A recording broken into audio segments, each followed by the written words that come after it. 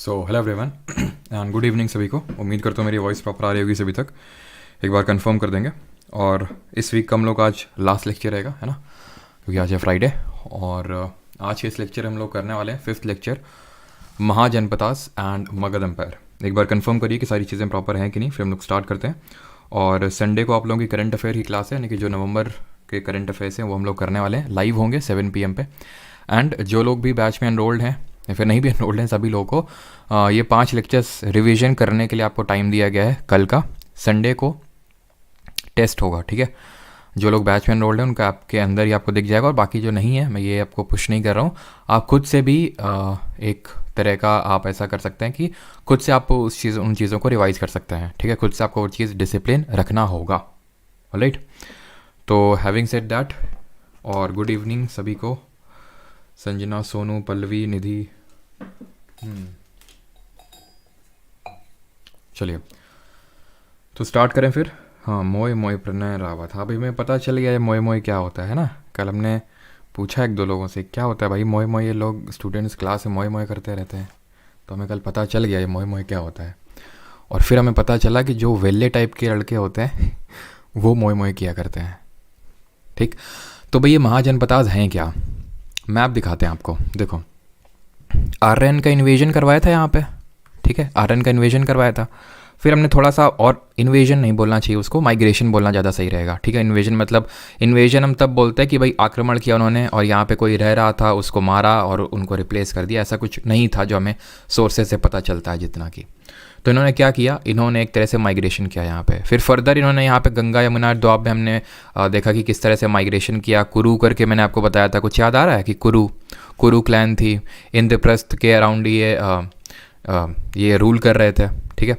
तो फिर हमने ये देखा था कि किस तरह से कुरु क्लैन में ही कौरव और पांडवाज में वॉरफेयर होता है, और वॉरफेयर के बाद ये थोड़ा सा माइग्रेट हो जाते हैं, ठीक। फिर ये और अभी क्या है कि ईस्टवर्ड तरफ ये शिफ्ट होंगे, क्या, ट्राइब्स, जो आर्यास थे, ठीक है, जो माइग्रेट कहाँ से किए थे जरा बताइए कमेंट में। ये सेंट्रल एशिया से माइग्रेट किए थे, डिफरेंट ट्राइब्स में बट गए थे। ये यही हम लोगों ने पढ़ा था, डिफरेंट ट्राइब्स में बट गए थे। कुरु was one of these tribes, और इन ट्राइब्स को हम बोलते हैं जन। फिर मैंने आपको ये भी बताया था, जहाँ पे इनका पद पड़ जाता था, जहाँ इनके पैर पड़ जाते थे, वो टेरिटरी इनकी हो जाती थी, और उस टेरिटरी का नाम इनकी ट्राइब के नाम पे पड़ जाता था। तो यहाँ से पड़ा नाम जनपद, यहाँ से नाम पड़ा जनपद, यानी कि जहाँ पे इस ट्राइब के पैर पड़ गए वो हो गया उनका टेरिटरी, और उसका नाम हो गया जनपद। धीरे धीरे क्या हुआ, इन जनपदास का, जनपदास मतलब इंग्लिश में बोलना, वैसे जनपद ही बोलना बेटर रहेगा हिंदी में, ठीक है। जनपदास नहीं बोलना चाहिए इसको।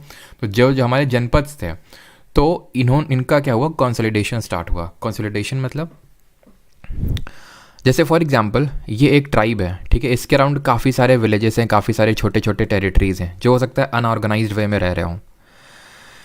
इनका अब कंसोलिडेशन कर लिया गया, किसके द्वारा, हो सकता है जो इस ट्राइब का रूलर हो, या फिर जो इस ट्राइब में रूल कर रहा हो, तो उसने इनका कंसोलिडेशन कर लिया और इनको बना दिया महाजनपद। आई होप ये क्लियर हो गया होगा कि महाजनपद कैसे आया, और ये ऐसे क्लियर हो गया होगा बिकॉज हम लोगों ने सारे वीडियोस सीरीज़ में देखे हैं ना। हमने आर्यन का इन्वेजन देखा है, फिर हमने किस तरह से, हमने ये सारी चीज़ें देखी किस तरह से आर्यंस जो है माइग्रेट करते गए, पहले तो पंजाब, देन आपके गंगा यमुना द्वाब, और अब हम देखेंगे कि किस तरह से ये और ईस्टर्न साइड तक जाते हैं। और मोस्टली जो हमारा नॉर्दर्न इंडिया है, ऐसा नहीं कि सिर्फ नॉर्दर्न इंडिया, बिकॉज अगर आप मैप पे देखें तो सिर्फ नॉर्दर्न इंडिया में नहीं, बट मेनली जो हमारा नॉर्दर्न इंडिया है उसमें वो फैल गया। अब इस टॉपिक का नाम आप ध्यान से अगर देखें तो महाजनपदास एंड मगध एम्पायर है। मतलब ये है कि ये जितने महाजनपद थे, अभी हम पढ़ेंगे कि टोटल 16 महाजनपद निकल के आया ऐसे। उनमें से सबसे जो पावरफुल निकल के आया वो मगध निकल के आया।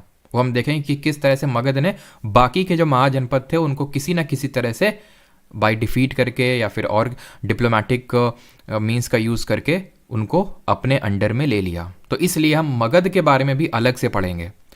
जो 16 महाजनपद के बारे में बता रहा हूँ मैं, उनमें से 15 + 1 ये वन कौन सा है? मगध एम्पायर। तो 15 में हम उतना डिटेल में नहीं जाएंगे, उनकी सिर्फ थोड़ा सा लोकेशन थोड़ा बहुत और उनकी कैपिटल हमें समझने की ज़रूरत है, और इक्का दुक्का अगर कोई फैक्ट है तो वो, नहीं तो हम मगध एम्पायर के बारे में पढ़ेंगे थोड़ा सा डीप में। नहीं, जितनी चीज़ें नीडेड हैं वो सारी चीज़ें हम लोग यहाँ पे करने वाले हैं। अब बात ये आती है कि जो महाजनपद थे, ठीक है, जैसे अभी मैंने आपको बताया महाजनपद, इनका मतलब आप समझ गए, ठीक है। कितने थे टोटल? 16 थे, 16। पता कहाँ से चलता है? ये कहाँ से पता चलता है कि टोटल ये 16 महाजनपद थे? तो पहली बात तो ये है, जो सबसे पहला टेक्स्ट है जो हमें महाजनपद नहीं जनपद के बारे में बताता है, ये अष्टाध्यायी है। हो सकता है आप में से कुछ लोगों ने नाम सुना हो इसका, ठीक है, अष्टाध्यायी। ये किसने लिखी थी बुक? ये एक हम बोल सकते हैं संस्कृत में बुक लिखी गई थी, ठीक है। It was written in Sanskrit language, और इसको लिखा था रिटन बाय पनिनी। पनिनी इसके ऑथर थे, और इसमें ये मेंशन करते हैं महाजनपद नहीं, जनपद्स, ठीक है। कितने जनपद्स? टोटल 40 जनपद्स। और फिर इनका ये मानना है कि बाद में ये कंसोलिडेट हो गए महाजनपद के रूप में। तो हमें बस इतना पता होना चाहिए यहाँ पे कि अष्टाध्यायी किताब में मेंशन है, और ये किसने लिखी है? पनिनी ने, और ये संस्कृत लैंग्वेज में लिखी हुई है। बट टॉकिंग अबाउट महाजनपद्स, तो ये हमें Buddhist literature plus Jain literature दोनों में देखने को मिलता है। अभी जो हमने पिछले लेक्चर में जैन और बुद्धिज़्म पढ़ा था, वो क्या था? वो यही टाइम पीरियड पढ़ रहे थे, महाजनपदास वाला। हमने पढ़ा था कि जनात्रिका क्लैन से बिलोंग कर रहे थे कौन? महावीर जी। पढ़े थे ऐसे करके हम लोग कुछ। शाक्य क्लैन से बिलोंग कर रहे थे कौन? हमारे गौतम बुद्ध जी। ये क्या है? ये आपके महाजनपद ही हैं, महाजनपद के अंडर में ही आते थे ये। जैसे जनात्रिका जो क्लैन था, जो भी हम पढ़ेंगे, वो आपका इसी के अंडर आता था। किसके अंडर? वो भी हम पढ़ेंगे, एक वज्जी करके था उसमें, ठीक है। तो ये सारे जो क्लैंस हैं वो, या फिर जो हमने जो चीज़ें कल पढ़ी थी, वो इसी टाइम पीरियड की पढ़ी थी। बस वो हमने एक रिलीजियस पर्सपेक्टिव कल देखा था जब हम पढ़ रहे थे जैन और बुद्धिज़्म के बारे में, ठीक है, जैनिज़्म और बुद्धिज़्म के बारे में। आज हम थोड़ा सा पढ़ रहे हैं ये किंगडम्स के बारे में, ठीक। तो बुद्धिस्ट लिटरेचर में ऑब्वियस ये बात है कि अगर लॉर्ड बुद्धा के टाइम पे लिखा गया होगा तो इनका भी मेंशन होगा, और बिल्कुल मेंशन है। तो कौन सा बुद्धिस्ट लिटरेचर है? तो ये अंगुत्तर निकाय है। ये आपका अंगुत्तर निकाय, इसमें टोटल 16 महाजनपद आपके मेंशनड हैं, ठीक। सिर्फ इसी में नहीं, एक और है आपका दीघ निकाय, इसमें भी मेंशनड है। बट इसमें है कि इसमें टोटल 16 मेंशन नहीं है, इसमें सिर्फ आपके 12 महाजनपद मेंशनड हैं, ओनली 12। कौन से 12 हैं, कौन से 4 नहीं है, उससे आपको कोई लेना देना नहीं है। अंगुत्तर निकाय रट्टा होना चाहिए, और उसके बाद दीघ निकाय भी, बिकॉज एसएससी में तो सिर्फ अंगुत्तर निकाय ही जितना भी मैंने क्वेश्चंस देखे पूछे गए हैं। दीघ निकाय एक कोई एग्जाम था, मुझे एग्जाम तो भी याद नहीं आ रहा है, उसमें भी पूछ लिया था। आई थिंक 4-5 किताबें लिख दी थी, जिसमें कि 2 ये थे और एक जैन का था, बिकॉज जैन लिटरेचर में भी इन महाजनपदास के बारे में मैंशनड है। तो ये वो जैन लिटरेचर कौन सा है? और आई थिंक जो मैंने कल लास्ट में क्वेश्चन दिया था आप लोगों को होमवर्क के तौर पर, वो यही क्वेश्चन था कि किस जैन लिटरेचर में ये 16 महाजनपदास के बारे में मैंशनड है। तो ये है आपका भगवती सूत्र। क्लियर? आई होप यहाँ तक सभी को क्लियर होगा कि महाजनपदास हैं क्या और ये कहाँ पे मेंशनड है, कहाँ से इनके बारे में हमें सोर्स मिलता है। जैसे अंगुत्तर निकाय में क्या मेंशनड है? 16 ऐसे करके, 16 का मतलब है 16 ऐसे करके, ठीक है, 16 महाजनपदास। तो यहाँ से हमें पता चलता है कि इसमें 16 महाजनपद थे इस टाइम पे। अब ये जो महाजनपद थे, ठीक है, वर ईदर या तो मोनार्कियल थे, यानी कि राजतंत्र था यहाँ पे, या फिर और रिपब्लिक यानी गणराज्य थे। मतलब अब अगर आपने मेरे से पॉलिटी पढ़ी है तो रिपब्लिक का मतलब आपको ये पता होगा कि जहाँ पे हेड ऑफ स्टेट इलेक्टेड होता है वो रिपब्लिक होता है, उसको गणराज्य बोलते हैं। जैसे इंडिया इज़ अ रिपब्लिक, क्यों? क्योंकि यहाँ पे हेड ऑफ द स्टेट या फिर head of the country president है, राष्ट्रपति है, जो कि इलेक्टेड है, भले इनडायरेक्टली हो, अप्रत्यक्ष रूप से हो, लेकिन है तो। यूके में नहीं है, यूके में किंग है, पहले क्वीन थी, तो वहाँ पे हेड ऑफ द स्टेट जो है हेरिडिटरी है, तो वहाँ पे वो रिपब्लिक नहीं है, राइट। उस समय रिपब्लिक का मतलब ये नहीं होता था, और एक्चुअल में जो अभी मैंने रिपब्लिक का मतलब को ये कॉन्सेप्ट बताया, ये एक वेस्टर्न कॉन्सेप्ट है, पश्चिमी देशों से हमने इसको एक तरह से बोल सकते हैं बोरो किया है। जो हमारा इंडियन कॉन्सेप्ट है, जो हमारा एंशिएंट कॉन्सेप्ट है रिपब्लिक का, दैट इज़ कि जहाँ पे एक कोई किंग नहीं है, मल्टीपल लोग हैं जो डिसीजन मेकर्स, यानी मल्टीपल डिसीजन मेकर्स यहाँ पे मैं बोल सकता हूँ। इसका एग्जाम्पल भी अभी देता हूँ मैं आपको, मल्टीपल डिसीजन मेकर्स।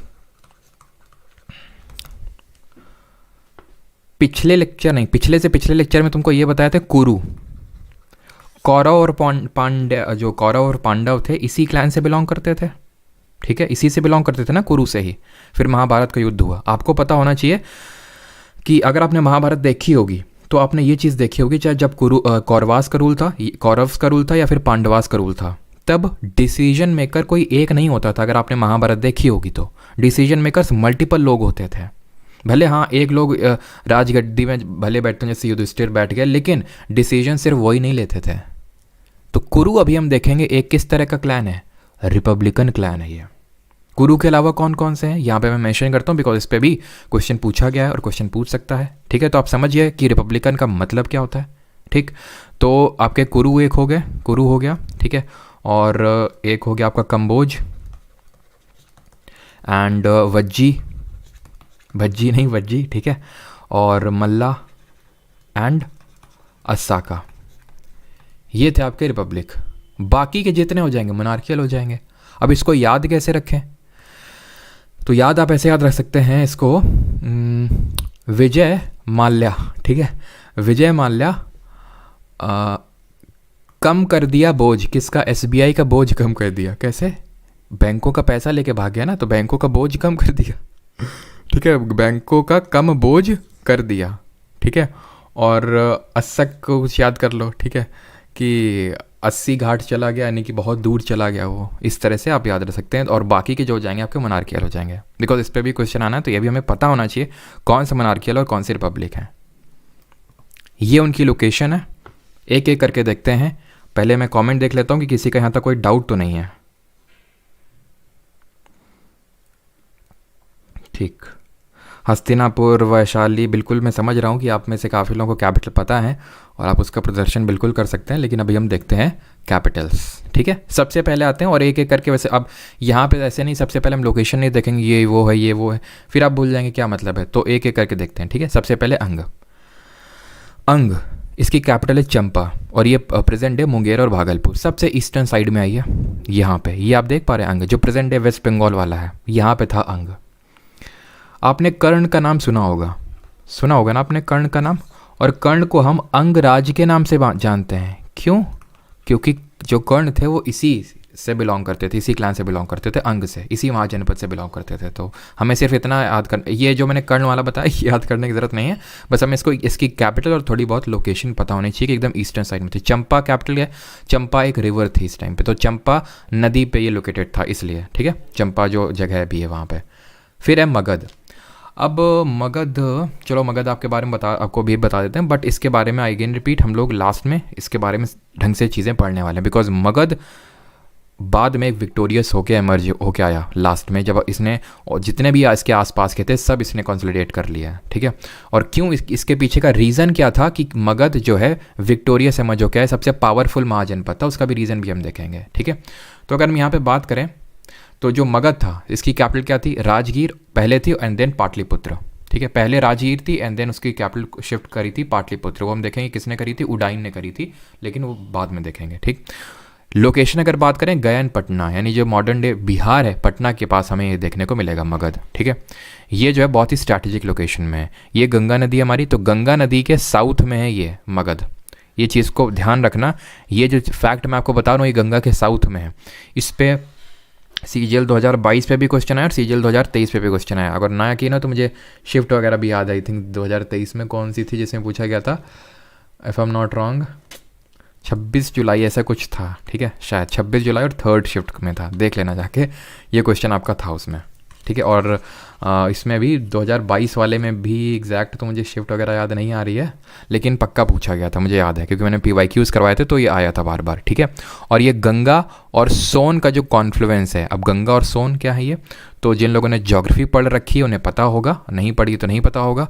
गंगा या फिर हो सकता है पता भी हो, और सोन नदी एक नीचे से नदी आती है जो गंगा नदी को ज्वाइन करती है, तो ये गंगा और सोन के कॉन्फ्लुएंस मतलब जहाँ दोनों मिलती हैं वहाँ पे लोकेटेड है। तो ये बहुत ही स्ट्रैटेजिक पोजीशन पे लोकेटेड है, जो कि ये वन ऑफ द रीजंस है कि क्यों ये इतना पावरफुल एमर्ज होके आया, ठीक, बाकी रीजंस हम बाद में देखेंगे। तो मगध की कैपिटल राजगीर, या फिर राजगीर पहले थी और देन पाटलिपुत्र। आते हैं काशी पे। काशी की कैपिटल वाराणसी। जो वाराणसी है ये one of the ancient cities है ऑफ द वर्ल्ड, जो कि अपने टेक्सटाइल के लिए जाना जाता है। वाराणसी जो नाम है, ये दो नदी हैं वरुण और अस्सी, जो एंशिएंट टाइम पे एग्जिस्ट करती थी, वरुण और अस्सी, इनके नाम पे पड़ा, वरुण और अस्सी से वाराणसी। ठीक है, मॉडर्न लोकेशन आपका बनारस। वत्स की अगर बात करें तो वो तो खैर आप लोकेट कर ही सकते हैं। ठीक है, ये है आपका वत्स। क्लियर, और आगे बढ़ें, और ये आपकी काशी। ठीक है, अब आते हैं वत्स पे। तो वत्स कौसाम्बी इसकी कैपिटल है और प्रेजेंट डे आपको इलाहाबाद में देखने को मिलेगा। कौशल श्रावस्ती इसकी कैपिटल है।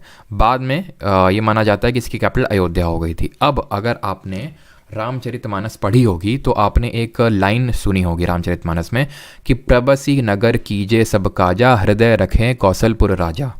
ये जो लाइन है ये ब्रह्मा जी हनुमान जी को बोलते हैं, और यहाँ पे जो कौशलपुर राजा है वो राम जी को वो डिनोट कर रहा है। तो राम जी जो है यहीं से बिलोंग करते थे, पता है ना, अयोध्या से। कौशल ये महाजनपद से बिलोंग करते थे हमारे राम जी। ठीक है, तो ईस्टर्न यूपी में, यानी कि जो गोंडा बहराइच वाला क्षेत्र है ना, वहाँ पे आपको पता होगा, जो लोग यहाँ से होंगे, कौन कौन है यहाँ से गोंडा बहराइच से, तो गोंडा के पास में ही पड़ता है जस्ट अयोध्या, है ना। सुरसेन की अगर हम बात करें, मथुरा इसकी कैपिटल है। ठीक है, और मॉडर्न लोकेशन मथुरा ही होगा। और मथुरा की अगर बात करें तो जो मथुरा है ये आपका उत्तर पथ और दक्षिण पथ के कॉन्फ्लुएंस में। अभी उत्तर पथ और दक्षिण पथ जो मैंने शब्द का इस्तेमाल किया, इसका मतलब क्या है? तो उत्तर पक्ष ये जो कंबोज और ये गंधारा ही उत्तर पक्ष में आते हैं, जो आपका उत्तर पथ है उसमें आते हैं। मतलब उत्तर की तरफ का जो पथ है ये एक्चुअली ये अफ़गानिस्तान वाला एरिया जो प्रेजेंट डे है अफ़गानिस्तान, और ये जो यमुना का एक तरह से बोल सकते हैं जो वेस्टर्न साइड है, यहाँ तक आता है आपका उत्तर पथ। और ये जितने आते हैं किंगडम्स, ये जो हो गया अवंती वगैरह और जो अस्सक है, ये हम देखेंगे ये आपके आते हैं दक्षिण पथ में। तो अगर हम देखें तो जो मथुरा है वो जो आपका उत्तर पथ है और दक्षिण पथ है, उसके एक तरह से हम बोल सकते हैं जहाँ मर्ज करते हैं दोनों, वहाँ पे लोकेटेड है ये। ठीक है, क्लियर। आगे बढ़ते हैं, तो मथुरा भी आपका क्लियर हो गया, जो कि सूरसेन का वो है आपका, यहाँ पे आप देख सकते हैं। ठीक है, फिर आगे बढ़ते हैं, पंचाल। पंचाल की कैपिटल है आइचत्र या फिर कामपिल्य, आइचत्र या फिर कामपिल्य। इसकी अगर हम बात करें वेस्टर्न यूपी या फिर जो प्रेजेंट डे बरेली है, ठीक है, वहाँ पे आपको देखने को मिलेगा, जो प्रेजेंट डे बरेली है वहाँ पे पांचाल। ठीक है, कुरु की अगर बात करें तो कुरु वही जो क्लैन हमने देखा था कौरव और पांडवों वाला। इंद्रप्रस्थ इसकी कैपिटल है, और प्रेजेंट मॉडर्न लोकेशन आपका मेरठ और साउथ ईस्ट जो हरियाणा वहाँ पे आपको देखने को मिलेगा। ठीक है, और इसी वजह से हम कुरुक्षेत्र बोलते हैं जहाँ पे ये हुआ था। ठीक, आगे बढ़ते हैं और अगला देखते हैं। ये चीज़ें आई होप आपको क्लियर हो गई होंगी। अगला देखते हैं अभी। अगला है मत्स्य। मत्स्य की कैपिटल थी विराटनगर, जो मॉडर्न डे अगर आपका ये जयपुर में पड़ेगा। छेदी, ठीक है, छेदी की कैपिटल है सोतियावती या फिर बांदा। बांदा ये पड़ता है बुंदेलखंड रीजन में, कानपुर के ज़्यादा दूर नहीं है, कानपुर के पास में है। जो हमीरपुर वाला क्षेत्र है वहाँ पे पड़ता है। और छेदी को ध्यान रखना, कहीं कहीं पे आप छेतिया भी लिखा देखोगे इसको। ठीक है, तो इसको देखो किसी तरह से आप रिलेट करो। ठीक है, बाकी अगर आपको देखो अभी तो सुनते रहो, अभी तो ट्रिक बनाने की ज़रूरत नहीं है, अभी सुनते रहो, कुछ अपने आप आपको याद हो जाएंगे। जैसे कौशल वाला अयोध्या से और श्रावस्ती से अपने आप याद हो जाएगा, काशी वाला याद हो जाएगा, मगध अभी जब हम पढ़ेंगे तो अपने आप वो इतनी बार पढ़ेंगे कि वो भी याद हो जाएगा आपको। तो अभी थोड़ा रहने दो अभी चीज़ों को। ये कुरु वाला भी आपको याद हो ही होगा, आई थिंक, इतने दिन से आप क्लास ले रहे हैं तो कुछ आपको अपने आप याद हो जाएंगे। फिर बाकी जो आपको याद ना हो उसको किसी ना किसी ट्रिक से बना सकते हैं, नेमोनिक से बना सकते हैं। जैसे कि विराट कोहली को कुछ रिलेट कर सकते हैं कि विराट कोहली अपनी माता का बहुत ध्यान रखते हैं, इस तरह से, मतलब कुछ भी मत से, है ना। तो इस तरह से आप रिलेट कर सकते हैं। अवंती ये भी अभी आपको याद हो जाएगी, बिकॉज हम देखेंगे कि मगध के बाद जो सबसे पावरफुल था वो अवंती था, और बड़ी मतलब मशक्क़त के बाद अवंती हाथ में आया इनके। नंदा वंश के टाइम पे ये अवंती हाथ में आया था इनके, मगध वालों के। ठीक है, तो अवंती की जो कैपिटल थी वो उज्जैन और या फिर महिष्मती। अब इसका क्या लफड़ा, उज्जैन या फिर महिष्मती। तो एक्चुअल में जो अवंती, अभी यहाँ पे आप थोड़ा सा इसके लोकेशन देखें उज्जैनी का। ठीक है, ये अवंती है। ठीक है, तो ये जो अवंती है और इसकी जो कैपिटल है ये एक्चुअल में इस तरह से लोकेटेड था कि एक पार्ट इसका नॉर्थ ऑफ नर्मदा था और एक पार्ट इसका साउथ ऑफ नर्मदा था। एक पार्ट ये जो रिवर यहाँ पे आप देख पा रहे हैं, this river is Narmada river. ये कौन सी नदी है? ये आपकी नर्मदा। ठीक है, नर्मदा। इसके जो नॉर्थ वाला पार्ट था इसकी कैपिटल हुआ करती थी उज्जैनी। ठीक है, और इसके जो साउथ वाला पार्ट था इसकी जो कैपिटल हुआ करती थी वो होती थी महिष्मती, जय महिष्मती। ठीक है, तो बाद में क्या हुआ, जब ये मर्ज कर दिया गया और लास्ट में फाइनली उज्जैनी ही इसकी कैपिटल बन गई। तो पहले उज्जैनी और महिष्मती दोनों हुआ करती थी, लेकिन बाद में उज्जैनी। ठीक है, तो हो सकता है महिष्मती दे दे, बट उज्जैनी के ज़्यादा चांसेस हैं। ठीक है, जो प्रेजेंट है उज्जैन आप जानते हैं। और जब ये बताइए उज्जैन किस नदी के किनारे बसा हुआ, जल्दी से बताइए। यहाँ पे जो आपको पता है महादेव जी का टेम्पल भी है। तो ये शिप्रा नदी है ना। चलिए, तो मध्य प्रदेश और मालवा जो रीजन है, गांधार की अगर बात करें ये तक्षशिला, गांधार प्रेजेंट डे अगर हम देखें तो ये गांधार, ये जो पाकिस्तान वाला जो रीजन है यहाँ पे आपको देखने को मिलेगा ये, ठीक है, गांधार। और ये आपका उत्तर पथ में आता है, गांधार और कंबोज दोनों, ठीक। और हम देखेंगे कि मगध, जो मगध है जहाँ पे जो कि सबसे पावरफुल था, इसमें बहुत सारी डिफरेंट डायनेस्टीज़ ने रूल किया, बहुत डिफरेंट डायनेस्टीज़ ने इसमें रूल किया। उसमें से चंद्रगुप्त मौर्य, जिनके बारे में कल भी हमने पढ़ा था। अब जरा मुझे ये बताइए उन्होंने किस जगह पे जाके सल्ले खाना किया था, जल्दी से। तो मगध के जो राजा थे चंद्रगुप्त मौर्य, मैंने आपको बताया था उन्होंने एक गलती करी थी कि वो यहाँ से छोड़ के यहाँ को कॉन्कर करने के लिए चले गए थे, तो पूरे रिसोर्सेज भी लेके गए, जिसकी वजह से यहाँ पे क्या हो गया, ग्रेट फेमाइन आ गया। उस ग्रेट फेमाइन की वजह से फिर जैन धर्म अपनाना पड़ा, देन साउथ इंडिया में चले गए एंड सो ऑन, सारी चीज़ें देखी थी हम लोगों ने। तो एक्चुअल में वो गांधार और कंबोज को ही जीतने गए थे, फाइनली जीत तो लिया था, लेकिन फिर क्या हालत हुई थी वो हम लोगों ने कल देखा था, ठीक है। तो ये कितना दूर है आप देख सकते हैं, गांधार और कंबोज। और गांधार की कैपिटल क्या है, तक्षशिला, जहाँ पे यूनिवर्सिटी भी थी, तक्षशिला यूनिवर्सिटी। और इसी तक्षशिला यूनिवर्सिटी से पढ़े हमारे ये जो पनिनी, अभी मैंने आपको नाम बताया, जिन्हें नष्टदाई लिखी, जो हमारे कौटिल्य हैं, कौटिल्य के बारे में भी आप जानते होंगे, जो मौर्य वंश में भी हम देखेंगे, तो वो भी मतलब इसी यूनिवर्सिटी से पढ़े। और ये माना जाता है कि इसको बनाया था जो राम जी के भाई थे भरत जी, उन्होंने इसको बनाया था, ये माना जाता है, ठीक है। चलिए, बाकी भी हमने कल यूनिवर्सिटीज़ देखी थी, बुद्धिस्ट यूनिवर्सिटी। जल्दी से बताइए नालंदा किसने बनाई थी, तो गांधार, तक्षशिला, ठीक है, प्रेजेंट डे रावलपिंडी। कंबोज की अगर बात करें, वही अगर जो गांधार के ऊपर था, नॉर्थ वेस्टर्न साइड में, तो पूंछा इसकी कैपिटल है। असमक, प्रतिष्ठान, पैठान या फिर पोटाना, कुछ भी मतलब इसको, ये वही सेम नाम है, ठीक है, डिफरेंट नाम से जाना जाता था। On the banks of Godavari river, तो यहाँ पे एकदम साउथ में आइए आप, असमक या फिर इसको अस्सक के नाम से जानते हैं, अस्सक या फिर असमक, कहाँ पे, एकदम साउथ में, सबसे साउथ में। ये है आपकी गोदावरी नदी, और गोदावरी के आपको पास में देखने को मिलेगा अस्सक, ठीक है। अब आते हैं अगले वाले, that is 15 number Vajji. Vajji कितना आसान है, वी से वज्जी और वी से वैशाली। प्रेजेंट डे वैशाली आपको बिहार में देखने को मिलेगा। वज्जी की खासियत ये है कि वज्जी 8 क्लैन से मिलकर बना था। इसमें 8 क्लैन थे टोटल, 8 ट्राइब थी। जैसे कि अगर मैं एग्जाम्पल के तौर पर आपको बताऊँ तो वज्जी, यहाँ पे मैं अलग से लिख देता हूँ इसको, वज्जी 8 क्लैन से मिल के बना हुआ था, जिसमें कि आपके जैसे जनात्रिका क्लैन था, जिसके बारे में अभी मैं बोल रहा था कि जो हमारे महावीर जी थे वो इसी पर्टिकुलर क्लैन से बिलोंग करते थे, ठीक है। और जो हमारे सीता माता के जो फादर थे उनका नाम क्या था, कोई बताएगा?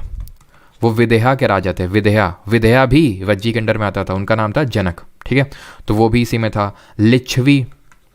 लिच्छवी जो कि काफ़ी पावरफुल था, तो ये भी आपके वज्जी के अंडर में आता था। और जो लिच्छवी की कैपिटल हुआ करती थी वैशाली, वही इस पूरे वज्जी की भी कैपिटल बन गई, क्योंकि लिच्छवी इन सब में से सबसे पावरफुल या फिर सबसे बड़ा क्लैन था, ठीक है। और लास्ट में आ रहा मल्ला की है कुशीनारा, ठीक है, वही कुशीनारा है जो कि मैंने कल कुशीनगर के रूप में आपको बताया था, जहाँ पे हमारे गौतम बुद्ध जी की डेथ हुई थी, खुशी उन्होंने डेथ हो गई थी। जरा बताइए महावीर की डेथ कहाँ पे हुई थी, तो कुशीनारा या फिर कुशीनगर, तो यहाँ पे आप कुशीनारा याद रखिए। मल्ल की कैपिटल है कुशीनारा, जो प्रेजेंट डे आपको देवरिया और यूपी वाले क्षेत्र में देखने को मिलेगी। पहले ये बताइए यहाँ तक सभी को चीज़ें क्लियर हैं या फिर नहीं। यहाँ पर तो अभी मैंने सिर्फ आपको कैपिटल ही बताई हैं। अब हम बढ़ेंगे कि ये जो रीजन्स हैं for the rise of Magadh, कि मगध क्यों राइज किया इतना। कुमारगुप्त बिल्कुल सही है, सोनू सिंह, लिच्छवी बिल्कुल, जनक सबका सही, अनुपम, शिखा, स्वर्णिल, मनोज। चलो, तो reasons for the rise of Magadh, तो एक तो मैंने बता दिया एडवांटेजेस, पोजीशन क्यों इंपॉर्टेंट थी, एडवांटेजेस थी क्योंकि यहाँ पे अब आइए जरा ध्यान से देखिए। मगध ये ऐसे रीजन में सिचुएटेड है और हमें पता है कि ज़्यादातर जो मिनरल्स हैं वो हमें इसी रीजन में तो मिलते हैं, आयरन वगैरह। तो आयरन का एक्सेस था, इनको जो आयरन के सोर्सेज थे उसका एक्सेस था। अब आयरन का फ़ायदा ये होता है, और हमने ये भी देखा था कि हमारे वैदिक लेटर वैदिक एज में भी उसकी डिस्कवरी हुई थी। और हमें वैदिक टेक्स्ट में, ज़रा मुझे ये कमेंट में बताइए जल्दी से कि ये वो जो आयरन है उसको किस नाम से लिखा गया है, बताइए। मैंने 2 नाम आपको बताए थे, तो इसका एक्सेस था। अब आयरन के जब इक्विपमेंट बने तो बहुत आसान था कि उसके प्लॉशेयर बनाए जा सकते हैं। वो प्लॉशेयर बनेगा तो उससे एग्रीकल्चर फ्लरिश करेगा। तो पिछले लेक्चर मैंने बताया था कि हम, जैसे मैं आपको पढ़ा रहा हूँ अभी बैठ के, आप पढ़ पा रहे हैं, क्यों? क्योंकि हमें खाने की चिंता नहीं है, कि एक तो हमारे किचन में मम्मी बैठी हैं और वो जो हमारा किसान है बैठा हुआ है, ठीक है। मेन है कि किसान वो हमारा प्रोड्यूस कर रहा है, अगर वो नहीं करेगा तो हम नहीं ये एक्टिविटी कर पाएंगे, हम सिर्फ वही करेंगे और हम अर्बनाइज नहीं हो पाएंगे। ये जितने भी हैं सब अर्बनाइज हुए, रीज़न वही कि आयरन की डिस्कवरी हो गई, लेकिन मगध एकदम वहाँ पे था, तो ये अच्छे अच्छे वेपन्स बना पा रहे थे। और उस समय ये जो एमपी वाला क्षेत्र है यहाँ पे भी यहाँ पे भी आयरन का एक्सेस था, इस वाला क्षेत्र में आयरन का एक्सेस था, जिसकी वजह से अवंती भी पावरफुल था। और यही कारण मैंने आपको बताया कि मगध के बाद कोई पावरफुल था तो अवंती था, और 100 साल लग गए मगध को अवंती को कैप्चर करने में। ये कारण था आयरन का एक्सेस। ये एडवांटेजेस पोजीशन पहला। एडवांटेजेस पोजीशन ये भी है कि इसकी जो कैपिटल है राजगिरी, ये 5 हिल्स से सराउंडेड है। अब अगर आपको कोई भी महाजनपद जीतना होता था तो आपको उसकी कैपिटल एक्वायर करनी होती थी। सिंपल सी बात है कि अगर आप, ये पुराने टाइम से चला होता है कि अगर आपको किसी कोई टेरिटरी को ऑक्यूपाई करना है तो उसकी कैपिटल अगर आपने ऑक्यूपाई कर ली तो मान लिया जाता था कि हाँ आपने उसको ऑक्यूपाई कर लिया। अब उसकी जो राजगिरी जो कैपिटल 5 हिल से सराउंडेड है तो उसमें एंटर करना ही मुश्किल हो जाता था। ठीक है, जो उस बड़े बड़े फोर्ट थे, किले थे, उनको तोड़ना मुश्किल हो जाता था। पाटलिपुत्र दिन कैपिटल शिफ्ट करी गई। ये गंगा और सोन के कॉन्फ्लुएंस में, मतलब जहाँ मिलती गंगा और सोन गंगा की सहायक नदी है, तो इसकी वजह से जो उनके लिए ट्रेड था, मतलब ट्रेड तो नहीं बोला, जो कम्युनिकेशन था, यानी कि जो उनके लिए कम्युनिकेशन चैनल बन गया था गंगा और सोन, उनको कहीं पे मतलब आना जाना होता था तो ये गंगा और सोन के को यूज़ करके वो मतलब ये कम्युनिकेशन को कर पाते थे। तो ये इनके एक एडवांटेजेस पोजीशन थी। ठीक, availability of large number of elephant, बहुत सारे, ये माना जाता कि ढेरों हाथी थे इनके पास। अब हाथी का यूज़ ये होता है कि जो किला होते, किलों की जो दीवार होती है उसको तोड़ने में बड़े सहायक होते हैं एलिफेंट। और 1-2 के बाद 1-2 हो गया, 1-2 3-4, ठीक है, 1-2 का 4 होना चाहिए। तो ग्रेट लीडर्स अब हम देखेंगे एक एक करके वो कौन कौन ग्रेट लीडर्स थे जिन्होंने मगध को इतना पावरफुल बना दिया। आई होप यहाँ तक क्लियर होगा। बताइए, फिर मैं थोड़ा सा एक घूंट पानी पी लेता हूँ, फिर हम लोग बढ़ते हैं आगे।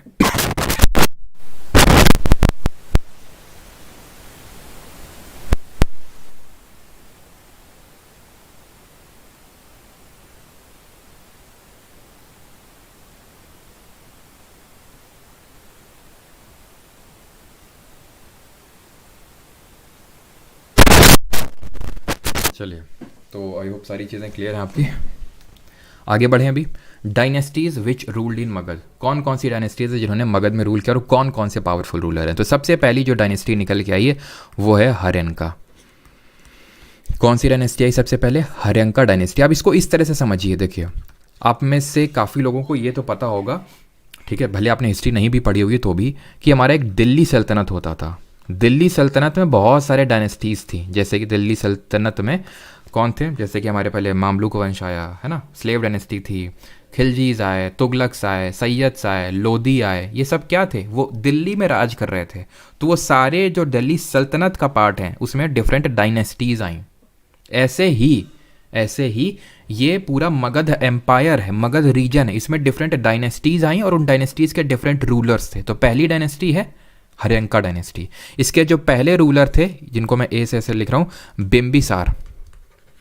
अब ये बिम्बिसार नाम आप पहली बार नहीं सुन रहे, कल भी आपने नाम सुना था जब मैंने बताया था he was contemporary of Mahavir and Lord Buddha, यानी कि ये समकालीन थे उनके, है ना।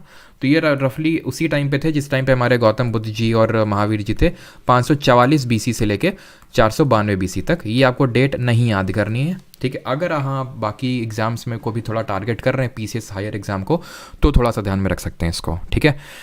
इनका जो सबसे इंपॉर्टेंट चीज़ थी दैट वाज कि ये बड़े ही स्ट्रैटेजिकली, मतलब कि इन्होंने, वो होता है ना कि या तो पावर का यूज़ करके जहाँ पे सिर झुकाना था वहाँ सिर झुकाया, जहाँ लात मारनी थी वहाँ लात मारी। कैसे? इन्होंने जो अंगा, जो हमने सबसे पहले महाजनपद पढ़ा था एकदम ईस्टर्न साइड में, जिसकी कैपिटल चंपा थी और जो कि बंगाल वाले रीजन में था, है ना, और जहाँ से कर्ण बिलोंग करते थे, तो इसको सबसे पहले क्या किया? कॉन्क्वेस्ट किया, यानी इसको वही है कि लात मारी टाइप आप बोल सकते हैं, ठीक है, कॉन्कर कर लिया। इनके डिप्लोमेटिकली इन्होंने काफ़ी सारे कॉन्कर वो किए। डिप्लोमेटिकली कैसे किए? शादी कर करके और शादी में दहेज लेके टेरिटरी को। इनकी 3 बीवियाँ थी, ही हैड 3 वाइफ्स। उनमें से एक थी सिस्टर ऑफ प्रसन्नजीत, और ये जो प्रसन्नजीत थे ये कौन थे? प्रसन्नजीत जो उस समय कौशलपुर राजा, याद आ रहा है आपको? तो कौशल के राजा थे, उनके बेटे थे, यानी कि उनके बहन से शादी करी, यानी कि प्रसन्नजीत के बहन से शादी करी, ठीक है। तो वहाँ से कौशल वाला इनको एक्सेस मिल गया, ठीक। चेल्लाना से इन्होंने शादी करी, जो कि एक लिच्छवी प्रिंसेस थी। लिच्छवी अगर आपको याद आ रहा है, लिच्छवी याद आया आपको? वज्जी में एक क्लैन था जो कि सबसे बड़ा क्लैन था, जिसकी कैपिटल वैशाली थी, ठीक। और तीसरा जो है, तीसरी इनकी जो वाइफ थी वो एक मद्र क्लैन करके था, नॉट अ महाजनपद, बट हाँ एक क्लैन था जो कि पंजाब के अराउंड में है, ठीक है। और यहाँ की एक प्रिंसेस थी, वहाँ से उनसे इन्होंने शादी करी। जो हमारे इनके बेटे थे, अभी हम देखेंगे, चलो वो जब मैं बेटा बताऊँगा तभी उनके बारे में देखेंगे, ठीक है। और इन्होंने क्या हुआ था कि अवंती को ये कैप्चर कर नहीं पा रहे थे, मतलब वही मैंने आपको बताया ना, अवंती बहुत पावरफुल था, अवंती से युद्ध लड़ा, सब कुछ हुआ, लेकिन नहीं कैप्चर कर पाए, ठीक है। अवंती भी स्ट्रैटेजिकल पोजीशन पर लोकेटेड था, क्योंकि अगर हम देखें ध्यान से तो मगध जो है, मगध एकदम ईस्टर्न साइड में है। तो अगर किसी को अटैक करना है, मान लो, ठीक है, किसी को अटैक करना है, अंगद को तो इन्होंने ले ही लिया था, अब किसी को अटैक करना है तो एकदम सारे अपने रिसोर्सेज लेकर यहाँ पे आना पड़ेगा, और ऊपर से वो अपना उसकी स्ट्रैटेजिकल पोजीशन तो है ही है, तो इतना यहाँ सब आना पड़ेगा। ऐसे अवंती में अगर हराना है तो सबको यहाँ पे जाना पड़ेगा, एकदम ये एंड्स में है अगर हम एक चीज़ को ऑब्जर्व कर पा रहे हो तो, ठीक है। तो इन्होंने क्या किया कि अवंती के जो रूलर थे हुआ करते थे, तो उनको जॉन्डिस हो गया, तो वो सही हो नहीं रहा था जॉन्डिस, तो इन्होंने अपना फिजिशियन था, जीवक नाम था, सेंट हिज फिजिशियन, उस फिजिशियन का नाम था जीवक, और उसने सही कर दिया उनको जॉन्डिस। काफ़ी खुश हो गए वो, ठीक है। तो उन्होंने मतलब एडवाइस मतलब मांगा था कि भेज दो भाई, तो उन्होंने बोला क्यों नहीं, ये इस यारी निभाई उन्होंने पूरी, ठीक है। तो सेंट हिज फिजिशियन जीवक टू उज्जैन, मतलब अवंती के जो रूलर थे उनके लिए, ठीक है। अब इनके जो बेटे थे वो आते हैं इस डायनेस्टी में। इनके बेटे का नाम है अजात शत्रु, और ये अजात शत्रु क्यों नाम है, ये शत्रु नाम कहाँ से आया वो भी अभी आपको पता चल जाएगा। तो सबसे पहली बात तो इन्होंने अपने फादर की हत्या करवाई, मतलब ऐसा नहीं कि एकदम ही जाके चाकू वो कर दिया या फिर गला काट दिया, ऐसे करके पहले तो थ्रोन पे आए एंड देन भूखे उनको, मतलब सल्ले खाना कर दिया उनका मतलब कि भूखों मार डाला उनको ऐसे करके, ठीक है, अजात शत्रु। अब ये जो हैं अजात शत्रु, ये ध्यान रखना, चिल्लाना, जो लिच्छवी प्रिंसेस थी उनके मतलब उनके बेटे थे, क्योंकि 3 इनकी वाइफ थी ना बिंबिसारा, तो बिंबिसार के बेटे अजातशत्रु, तो किनसे अजातशत्रु हुए, तो इनसे चिल्लाना से। अब ये इंपॉर्टेंट क्यों है, क्योंकि इन्होंने बहुत ही एग्रेसिव पॉलिसी, ए से अजातशत्रु और ए से एग्रेसिव पॉलिसी अपनाई। कैसे, जो इनका ममाना था, क्या कौन सा ममाना इनका क्या होगा बताओ, ये होगा ना लिच्छवी, तो इन्होंने लिच्छवी को कॉन्कर कर लिया, ठीक है। इन्होंने किसको कॉन्कर किया, लिच्छवी, ही डिफीटेड हम बोल सकते हैं, फिर कॉन्कर्ड लिच्छवी, ठीक है। लोगों ने इनको मना किया कि भाई मतलब याद करो बचपन में तुमको मम्मी वहीं लेके जाती थी हैं, और तुम वहीं पे मतलब ये सब कर रहे हो, तो बोलता है देखो हमको चाहिए फुल इज्जत कोई माना माना कुछ नहीं। तो इसने क्या किया, और इसी वजह से इसका नाम पड़ता है अजात शत्रु, क्योंकि अपनी ही जाति का शत्रु है ये, ठीक है। तो कॉन्कर्ड, इसने लिच्छवी को कॉन्कर किया, प्लस इसने डिफीटेड, ही डिफीटेड कौशल।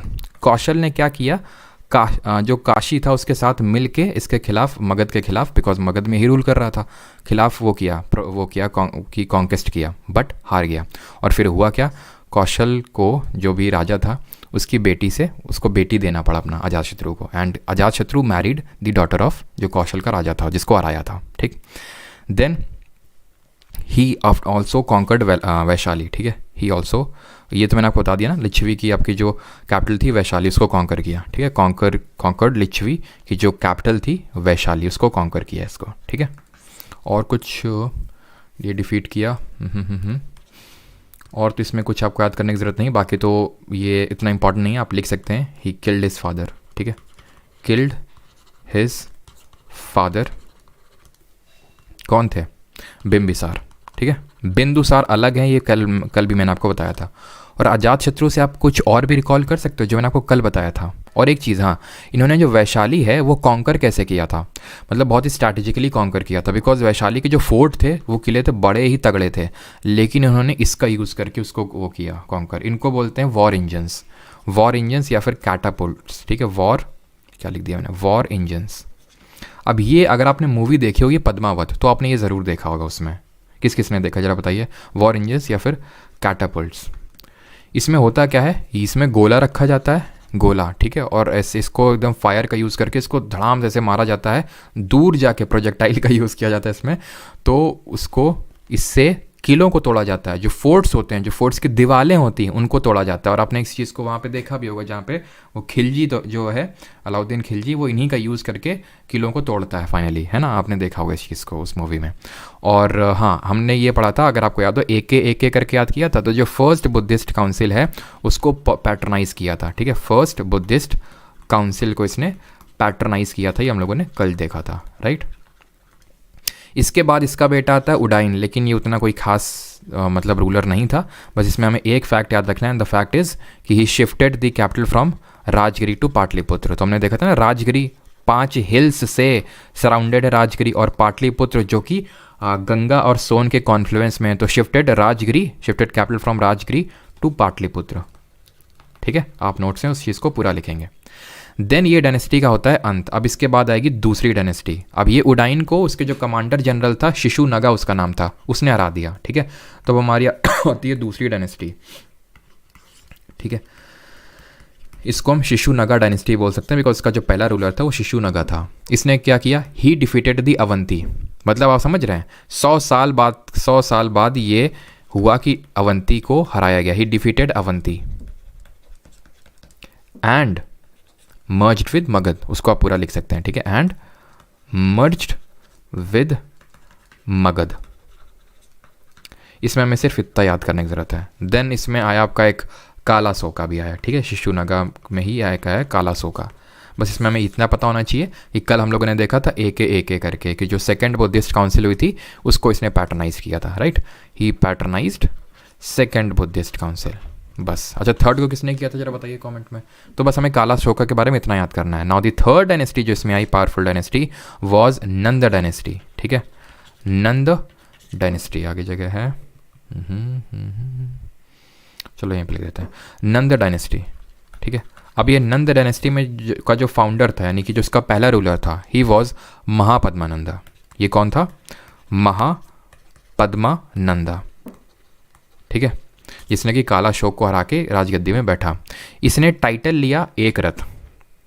इसने टाइटल लिया क्या, एक रथ। और ये माना जाता है कि जो अभी तक जितने भी प्रिंसेस आ रहे थे इस पर्टिकुलर रूल मतलब मगध डायनेस्टी में, वो सब क्षत्रिय क्लैन से बिलोंग करते थे। बट महापद्मानंदा या फिर जो नंद डायनेस्टी थी या फिर जो महापद्मानंदा था, वो बिलोंग नहीं करता था क्षत्रिय। कहीं पे कुछ लोग बोलते हैं ब्राह्मण और कहीं पे बोलते हैं शूद्र। बस ज़्यादातर सोर्सेज से जो मैंने देखा वॉज कि ही वॉज अ शूद्र, जो क्षत्रिय से बहुत चिढ़ता था। ये मतलब मेंशन है वहाँ पे। ठीक है, तो इसने टाइटल लिया एक रथ। ठीक है, एक रथ का टाइटल लिया इसने, जिसका मतलब क्या होता है, जिसका मतलब होता है एम्पायर बिल्डर, जो कि एम्पायर साम्राज्य खड़ा करता है, साम्राज्य बनाता है, एम्पायर बिल्ड करता है। ठीक है, इसका बेटा था धनानंद। इसका जो सन था ही वॉज धनानंद। इसके बारे में इंपॉर्टेंट चीज़ ये है कि इसी के टाइम पे अलेक्जेंडर इन्वेडेड इंडिया। जो अलेक्जेंडर द ग्रेट है, जो सिकंदर है, उसने भारत पर आक्रमण किया इसके टाइम पे, इन्वेडेड इंडिया। अब अलेक्जेंडर जिसको हम बोलते हैं अलेक्जेंडर द ग्रेट, ये मैसेडोनिया का एक रूलर था, मैसेडोनिया का राजा था। ठीक है, इसने बहुत जगह कैप्चर की है। माना जाता है is the one of the greatest ruler of all time, greatest warrior of all time. इसने मतलब बहुत सारे पार्ट को, मतलब ये माना जाता है कि इससे ज़्यादा पार्ट ऑफ द वर्ल्ड को कोई आज तक वो नहीं कर पाया कॉन्कर। और पता है कितनी एज में इसने किया, he died at the age of 32। 32 साल की उम्र में इसकी मृत्यु हो गई। तो समझ लीजिए कि कितने कम एज में इसने पूरा इतना सब किया। बट ये माना जाता है कि Alexander who was defeated by no one in the world, कि कोई इसको डिफीट नहीं कर पाया, was defeated finally by his own army. हुआ ये कि व्हेन ही अराइव्ड इंडिया, जब क्योंकि इसको वेल्थ के बारे में, जो इंडिया की वेल्थ थी उसके बारे में ईरानियन लोगों से पता चला, क्योंकि ईरान के साथ हमारा ट्रेड होता था और ईरानियन से इसको पता चला कि बहुत वेल्थ है भाई इंडिया में, तो ये इंडिया में आना चाहता था। लेकिन क्योंकि ऐसा नहीं कि बस इंडिया के लिए ही आया था, डिफरेंट जो इंडिया और जो मैसेडोनिया, जो उस समय का मैसेडोनिया था, बीच में काफ़ी सारे रीजन्स थे, उनको ऑक्यूपाई, उनको कॉन्कर करते हुए आ रहा था। और बहुत टाइम हो चुका था जब वो अपने मतलब जो उसकी आर्मी है वो घर से निकली थी। When they finally came to India, तो उस समय तक्षशिला जो जगह है, जो अभी हमने देखा था, जो गांधार की कैपिटल है, तो वहाँ पे एक रूलर हुआ करते थे अम्बी। वीक रूलर थे, मतलब इन्होंने एकदम हाथ खड़े कर दिए कि लो भाई हमारी भी आर्मी ले लो और आगे बढ़ो। ठीक है, लेकिन जब ये आगे बढ़े, ठीक है, जब ये आगे बढ़े तो ये आपका रीजन पड़ता है, अगर आपको पता हो, चेनाब वाला जो रीजन है, चेनाब और झेलम के पास में जो रीजन पड़ता है, यहाँ पे एक राजा थे जिनका नाम था पोरस। ये पोरस ने जो है हाथ नहीं खड़े किए। ये बोलते हैं आ जाओ बेटा मैदान में, हो गए तुम अलेक्जेंडर अपने लिए, आ जाओ, लड़ाई तो पूरी देंगे। ठीक है, तो इन दोनों लोगों के बीच में होता है वॉर, और उसको बोलते हैं बैटल ऑफ हिडैप्सिस। ये होता है बैटल ऑफ हिडैप्सिस झेलम नदी के किनारे। ठीक है, battle of Hydaspes on the banks of Jhelum. Jhelum का एंशिएंट नेम बताइए जो वेदास में लिखा हुआ है, जल्दी से कमेंट में। ठीक, और हाँ, अब मुझे याद आ रहा है कि मैंने तुमसे आयरन के नाम पूछे थे, है ना। आयरन का नाम पूछा था ना मैंने तुमसे, तो आयरन का नोट कर लेना यहाँ पे। आयरन को क्या किस नाम से मेंशन किया गया है, कृष्ण अयास या फिर श्याम अयास। कृष्ण और या फिर श्याम का मतलब होता है काला, और अयास का मतलब होता है मेटल, तो ब्लैक मेटल के रूप में ये मेंशनड है, राइट। तो हम लोग देख चुके हैं। तो on the banks of Jhelum इसमें डिफीट हुई पोरस की, लेकिन अलेक्जेंडर इतने, ये माना जाता है कि अलेक्जेंडर इतने इम्प्रेस हुए पोरस से कि उन्होंने जो भी टेरिटरी ऑक्यूपाई करी थी पोरस की, वो पोरस को वापस दे दी और वापस निकल लिए वहीं से। वापस इसलिए वहाँ से निकल लिए क्योंकि इनकी जो आर्मी है उसने हाथ खड़े कर दिए। उसने ये बोला कि यहीं पे इतना हमको टक्कर देखने को मिल गई, जब मगध तक पहुँचेंगे तो हमारी तो ऐसी तैसी हो जाएगी हैं। पोरस ने इतना हमें वो टक्कर दे दी है, तो इनकी ऐसी, ये भी माना जाता है कि जो मतलब जो हिस्टोरियंस हैं वो ये लिखते हैं कि जो भी ग्रीक के हिस्टोरियंस हैं वो ये लिखते हैं कि इंडिया के जो सोल्जर्स थे उनकी फाइटिंग कैपेबिलिटीज़ बहुत अलग थी वेस्टर्न जो सोल्जर्स थे उनके कंपैरिजन में, और वो देख के काफ़ी इंप्रेस हो गए थे। ना सिर्फ अलेक्जेंडर बल्कि उनकी आर्मी भी डर गई थी, और ना सिर्फ डर गई थी बल्कि वो काफ़ी थकी हुई थी आर्मी, बिकॉज काफ़ी दिनों से मतलब उनको होम सिकनेस मतलब हमें घर जाना है, हमें घर जाना है, मम्मी के पास जाना है, तो ये उनकी आर्मी कहने लगी। तो इसलिए अलेक्जेंडर ने मोटिवेशन दिया, ठीक है। अलेक्जेंडर ने संदीप महेश्वरी जी के वीडियोज़ चलाए, काम नहीं है लेकिन वो, ठीक है, और उसको वापस जाना पड़ा। तो इसी वजह से बोलते हैं Alexander was defeated by no one, was defeated finally by his army.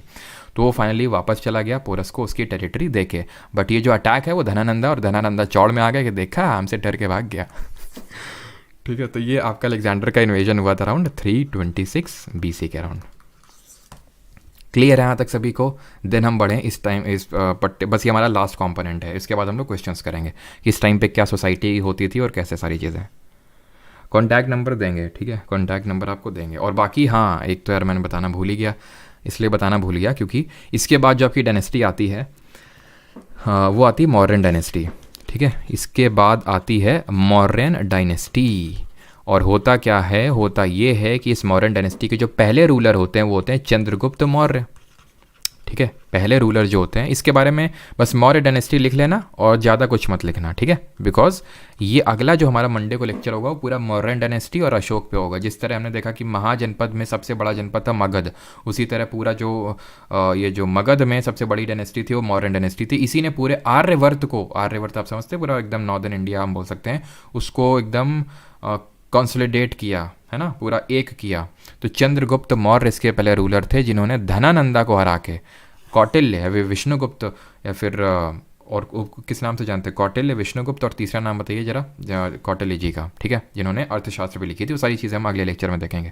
तो उनकी हेल्प से इस डायनेस्टी को उखाड़ फेंका और मौर्यन डायनेस्टी की स्थापना करी। फिर चंद्रगुप्त के मौर्य के बेटे आते हैं बिंदुसार, बिंदुसार के बेटे आते हैं अशोक, और वो उस तरह से हम देखेंगे। फिर लास्ट रूलर इसमें जाते हैं बृहद्रथ, और फिर वो किस तरह से उस डायनेस्टी का एंड होता है, वो सारी चीज़ें हम अगले लेक्चर में देखेंगे। अगला लेक्चर हमारा पूरा मौर्यन डायनेस्टी पे ही बेस्ड रहेगा, इसलिए इस डायनेस्टी के बारे में ज़्यादा चीज़ें नहीं पढ़ेंगे, क्योंकि अगर पढ़ेंगे तो अपने आप में वो एक लेक्चर है।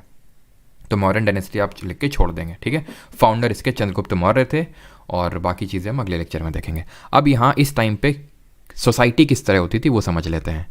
तो ये जो अभी हम रीजन पढ़ रहे हैं, तो इस रीजन से हमें किस तरह की पॉटरी देखने को मिलती है। तो पॉटरी मैं आपको बता चुका हूँ, है ना। पॉटरी अगर हम इसको ट्रैक करें तो हम लोगों ने क्या क्या पढ़ा है। सबसे पहले हमें किस तरह की पॉटरी मिली थी, याद करिए आप। तो पॉटरी हमें, जैसे हड़प्पन टाइम में अगर मैं बात करूँ तो किस टाइप की पॉटरी थी, ब्लैक एंड रेड थी, ब्लैक एंड रेड। फिर हमारे लेटर वैदिक पीरियड में, तो लेटर वैदिक पीरियड में हमें देखने को कैसे मिली, लेटर वैदिक पीरियड में हमें पॉटरी देखने को मिली थी ऑकरे कलर्ड, ठीक है, OCP type ochre coloured pottery. और फिर जब थोड़ा सा और आगे बढ़ते हैं तो हमें ग्रे कलर की, ग्रे पेंटेड वेयर देखने को मिलती है। बट जो महाजनपदाज वाला एरिया था, मतलब जो टाइम था, या फिर जो हमारा ये गंगा, ये हम बोल सकते हैं जो मिडिल गैंजेटिक बेसिन था, यहाँ से हमें ये इस टाइप की, जिसको हम बोलते हैं NBPW, northern black polished where. मैं इसको फुल फॉर्म लिख देता हूँ, नॉर्दर्न ब्लैक पॉलिश्ड वेयर। इस तरह की पॉटरी हमें देखने को मिलती है, ठीक है। तो ये ध्यान रखना कि ब्लैक एंड रेड हड़प्पन के टाइम पे थी और महाजनपदास के टाइम पे NBPW। क्लियर, बस इतना हमें ध्यान रखने की ज़रूरत है। ये क्या है, ये जो आप अपनी नीचे देख पा रहे हैं पिक्चर, ये है पंच मार्क्ड कॉइन्स। कल भी मैंने इनके बारे में डिस्कशन किया था कि किस तरह से जब पंच मार्क्ड सिल्वर कॉइन्स आ गए तो उसकी वजह से ट्रेड बढ़ा, उसकी वजह से जो ट्रेडिंग क्लास था, जो हमारे वैश्य है, वो थोड़े से प्रोमिनेंस में आए, और इसी वजह से हमारे जैनिज़्म बुद्धिज़्म जो धर्म है वो प्रोमिनेंस में है।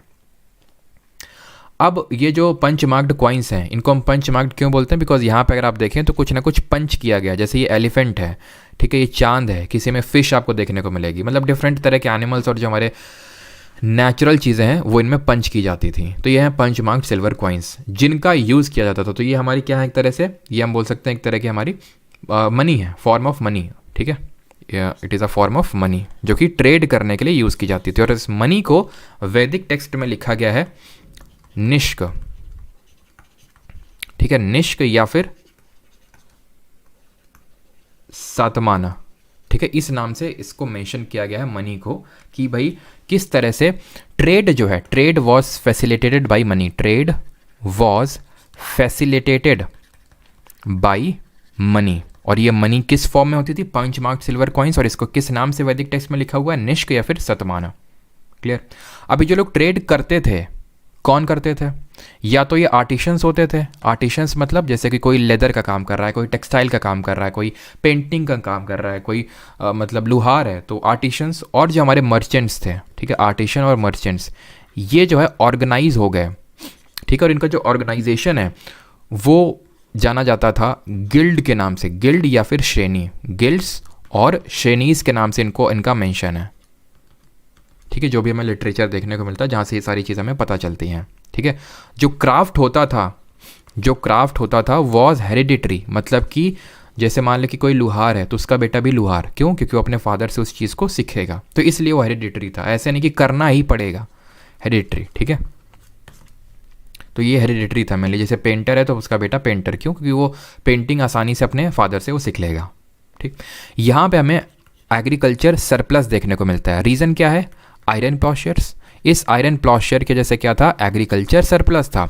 और क्योंकि अब एग्रीकल्चर सरप्लस हो गया तो धीरे धीरे हमें हड़प्पा के बाद सेकेंड अर्बनाइजेशन देखने को मिलता है। और ये रीज़न मुझे बताने की ज़रूरत नहीं होनी चाहिए कि क्यों एग्रीकल्चर के बढ़ने से अर्बनाइजेशन बढ़ता है, क्योंकि बाकी जो लोग हैं वो अपनी बाकी एक्टिविटीज़ को परफॉर्म कर सकते हैं क्योंकि एग्रीकल्चर सरप्लस में है, ज़्यादा मात्रा में है, ठीक। अब डिफरेंट यहाँ पे पोस्ट हुआ करती थी, जैसे उनको किस नाम से मेंशन किया गया, उनको किस नाम से जाना जाता था वो देख लेते हैं। जैसे कि चलो यहाँ पे लिख देते हैं, ठीक है।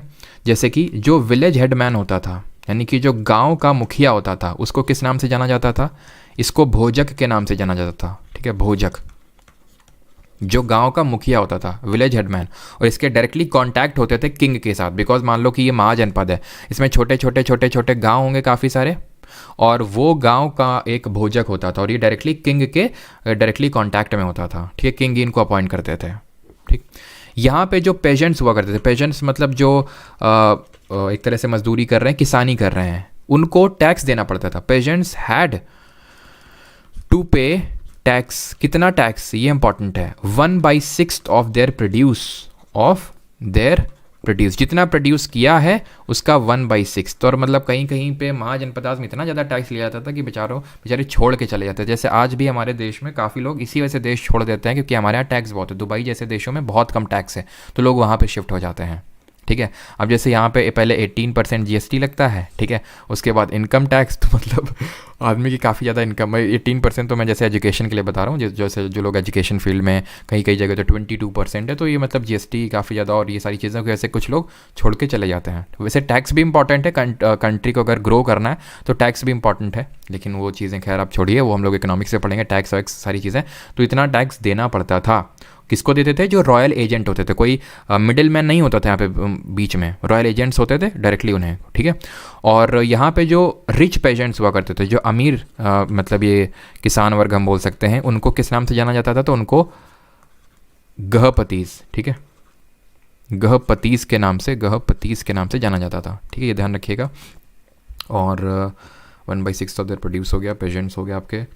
विलेज हेडमैन, वो मैंने बता दिया ओके आपको, ठीक है। विलेज हेडमैन को आपको इस नाम से जाना जाता था, भोजक के नाम से, और कहीं भोजक के नाम से, और कहीं कहीं पे इसको ध्यान रखना ग्रामीणी के नाम से भी जाना जाता था, ठीक है, ग्रामीणी के नाम से भी, या फिर ग्राम भोजक भी इसको बोलते थे, ठीक है। और एक चीज़ ध्यान रखना कि जो टैक्स है ना, ये टैक्स मेनली जो वैश्य हैं, ठीक है, क्योंकि जो पेजेंट्स कौन होते होंगे, पेजेंट्स वैश्य क्लास ही होता होगा भाई।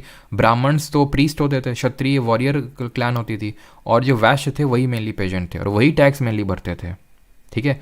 और इनको पेजेंट्स को, जैसे उन्होंने बताया कि जो रिच पेजेंट थे उनको गृहपतिस के नाम से जाना जाता था, ठीक है। और इन्हीं को ही ज़्यादातर टैक्स देना पड़ता था, और यही कारण है कि, और उनको बिल्कुल टैक्स नहीं था, जो हमारे क्षत्रिय और ब्राह्मण हैं उनको बिल्कुल भी टैक्स देने की ज़रूरत नहीं थी, ठीक है।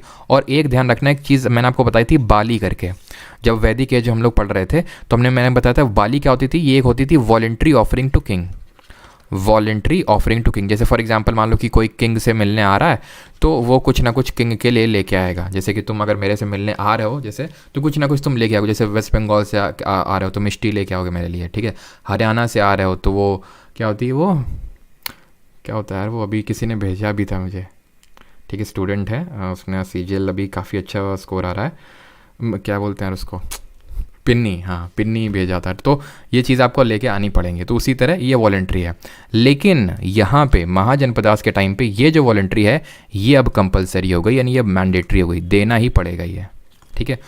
टैक्स और भी तरह के होते थे, जैसे कस्टम टैक्स भी होते थे। जैसे कि अगर कोई भी माल, क्योंकि ट्रेड होता था, जब ट्रेड होता था तो एक सिटी का एक ही गेट होता था, ऐसे समझ सकते हो। और ये गेट में अगर आपको माल ले जाना है, यहाँ से बाहर ले जाना है, तो कस्टम पड़ता था, ठीक है। कस्टम टैक्स बोल सकते हैं, जिसको कि हम टोल टैक्स के नाम से भी जानते हैं, टोल टैक्स। और ये जो टोल टैक्स कलेक्ट करता था, ठीक है, इन ऑफिसर को क्या बोलते थे, ठीक है, तो इन ऑफिसर्स को बोलते थे शॉलकिका, ठीक है, शॉलकिका, या फिर इन्हीं को हम बोलते थे शुल्काध्यक्ष, ठीक है, जो शुल्क लेते थे, शुल्क अध्यक्ष, ठीक है। तो ये कुछ इंपॉर्टेंट टर्मिनोलॉजीज़ हैं। बाकी तो हम मौर्याज में भी देखेंगे, जो मौर्यन एम्पायर में इन पर्टिकुलर, बिकॉज वो काफ़ी फ्लरिश किया और उसमें डिफरेंट पोस्ट थी, तो वो हम देखेंगे। बट यहाँ के लिए अभी आपको इतना पता होना चाहिए कि टोल टैक्स जो कलेक्ट करता था उसको शॉलकिका या फिर शुल्काध्यक्ष बोलते थे। जो रिच पेजेंट्स होते थे उनको गृहपतिस बोलते थे। और एक टर्म हो सकता है आपको वो मैंने आपको बता दिया ना, ठीक है। जो रिच पेजेंट्स होते थे उनको गृहपति या फिर गृहपति के नाम से जानते थे, ठीक है, गृहपति या फिर गृहपति, ठीक है। कहीं कहीं पे गृहपति और कहीं पे गृहपति मेंशन्ड है। बाली एक वॉलेंट्री ऑफरिंग होती थी किंग के लिए, जो बाद में वैदिक एज में वॉलेंट्री थी, बट अभी वो कंपलसरी हो गई, ठीक है, कि लाना ही पड़ेगा आपको। पेशेंट्स को टैक्स देना पड़ता था 1/6 ऑफ देयर प्रोड्यूस। और विलेज हेडमैन को हम भोजक या फिर ग्रामीणी या फिर ग्राम भोजक के नाम से जानते थे। आयरन प्लॉशेयर्स थे, इस वजह से एग्रीकल्चर सरप्लस में चल रहा था। क्राफ्ट हेरिडेटरी होती थी। आर्टिशन और मर्चेंट्स ने खुद को गिल्ड या फिर श्रेणीज में ऑर्गेनाइज कर रखा था। बस आज के लिए हमें इतना ही पढ़ना है। अब हम आते हैं किस पे, क्वेश्चंस पे। चलिए तो क्वेश्चंस पे आते हैं, और पहला क्वेश्चन आपकी स्क्रीन पे ये रहा। In ancient time the area to the south of Ganga was known as, जल्दी से बताइए, जो एरिया था यानी कि प्राचीन काल में गंगा के दक्षिण का जो क्षेत्र है उसको किस नाम से जाना जाता था? सर आपका नंबर अभी दे देंगे, ठीक है, पहले क्वेश्चन कर लो।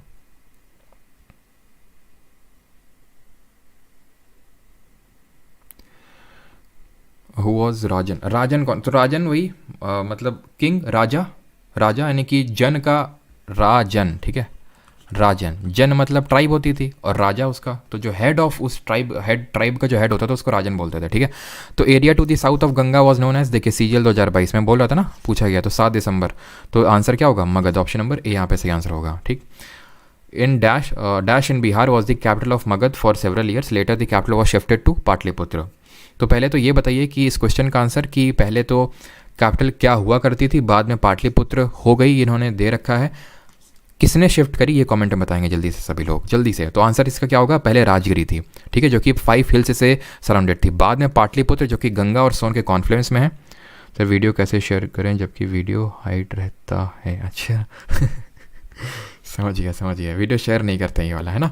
तो प्रेजेंट डे पटना में, तो पाटलिपुत्र किसने शिफ्ट करी थी? उडाइन ने। बिंबिसार का बेटा अजातशत्रु का बेटा उडाइन का सिर्फ एक ही काम था, किसने कैपिटल शिफ्ट करी थी। Third, rulers of mahajanapadas in ancient India collected taxes on crops at the rate of dash of was produced.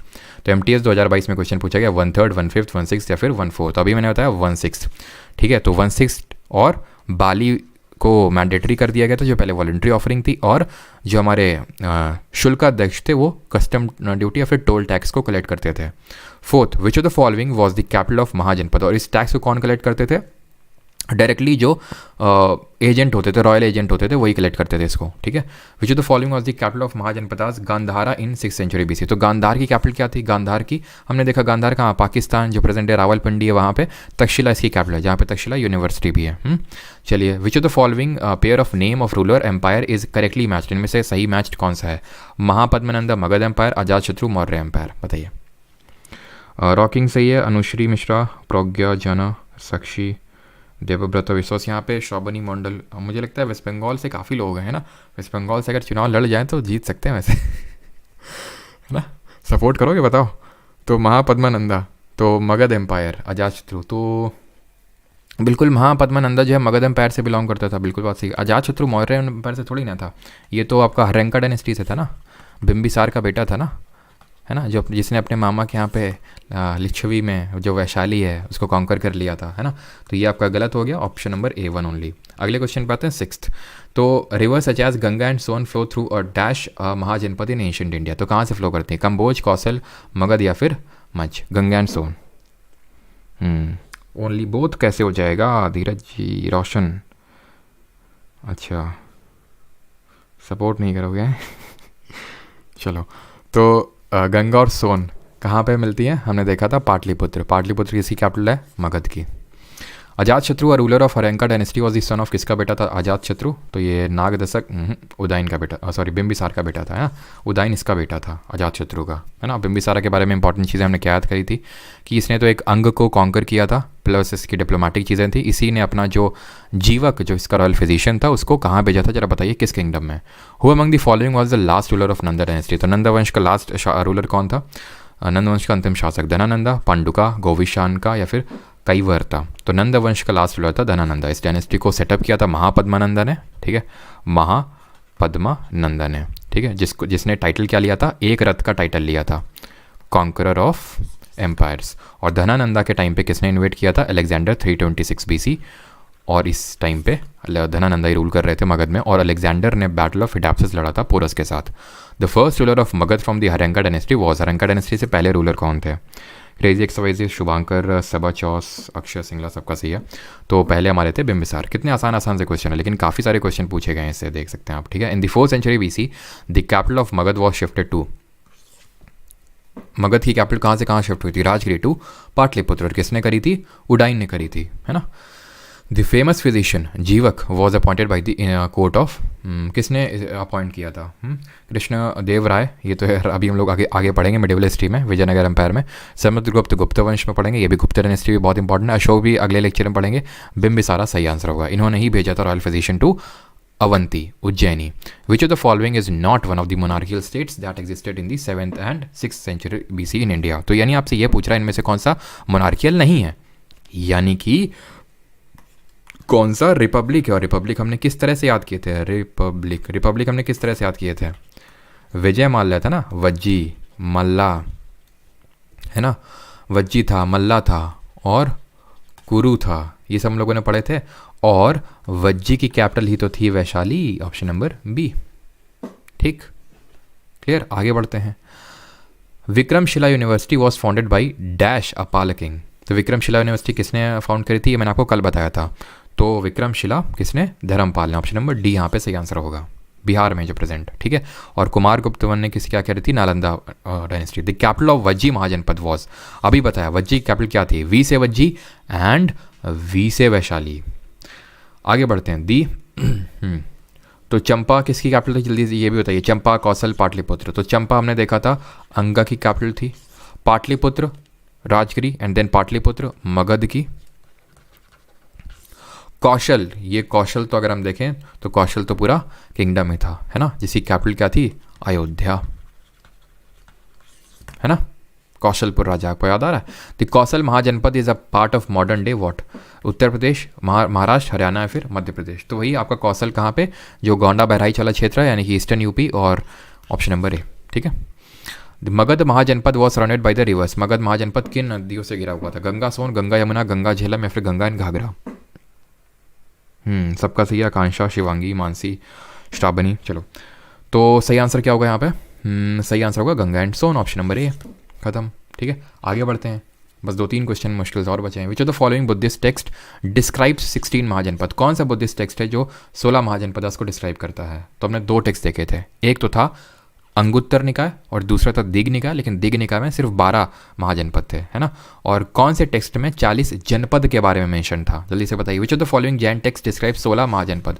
तो जैन टेक्स्ट कौन सा है जो 16 महाजनपद के बारे में बताता? तो ये हमारा है भगवती सूत्र। मैं कल देख रहा था कुछ लोग कल्प सूत्र भी लिख रहे थे, लेकिन भगवती सूत्र आंसर होगा इसका। ठीक है, और क्या क्वेश्चन हाँ पूछा था मैंने अभी आपसे? हाँ, तो वो हमारा अष्टाध्यायी की पढ़नी में लिखे हुए 40 जनपद। And I think it is the last question. Which of the following area was known as Magadha in the ancient period? तो मगध क्या था? मगध आपका था साउथ ऑफ गंगा, है ना। अच्छा, एक और है, व्हाट डज द, खत्म हो गया। तो फिर ये आपके लिए क्वेश्चन है। ठीक है, ये आपका होमवर्क क्वेश्चन है। चलिए, खत्म होता है आज का हमारा लेक्चर। ठीक है, आज तो लेक्चर छोटा था थोड़ा सा, है ना। आज का लेक्चर आई थिंक सिर्फ 1 घंटे चला, है ना।